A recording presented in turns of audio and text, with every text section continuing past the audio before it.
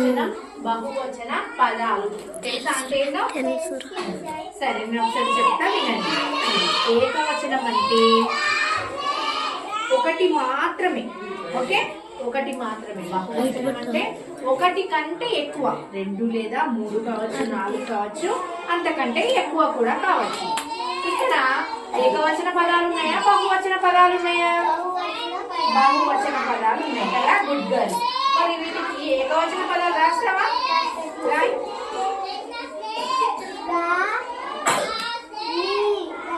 Good girl. పుస్తకాలు, good.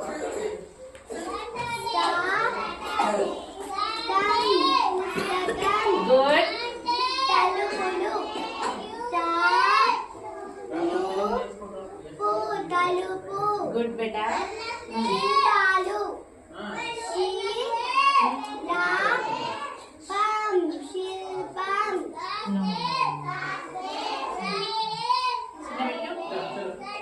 శిల్పం. Good girl. Next సిరులు, సిరి, సిరి, గుడ్. కథలు, కింద కథ.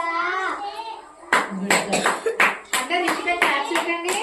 Good girl. Good girl Rishika. గట్టిగా తిన్నావా? పొద్దుగా ఏం తిన్నావు? అన్నం తిన్నావా? ఓకే. నువ్వు ఎప్పుడన్నా ఏకవచనం బహువచన పదాలు తెలుసా అంటే ఏందో?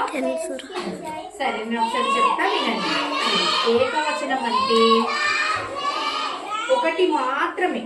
ఓకే, ఒకటి మాత్రమే. బహువచనం అంటే ఒకటి కంటే ఎక్కువ, 2 లేదా 3 కావచ్చు, 4 కావచ్చు, అంతకంటే ఎక్కువ కూడా కావచ్చు. ఇక్కడ ఏకవచన పదాలు ఉన్నాయా, బహువచన పదాలు ఉన్నాయా? బహువచన పదాలు ఉన్నాయి కదా. Good girl. మరి వీటికి ఏకవచన పదాలు రాస్తావా?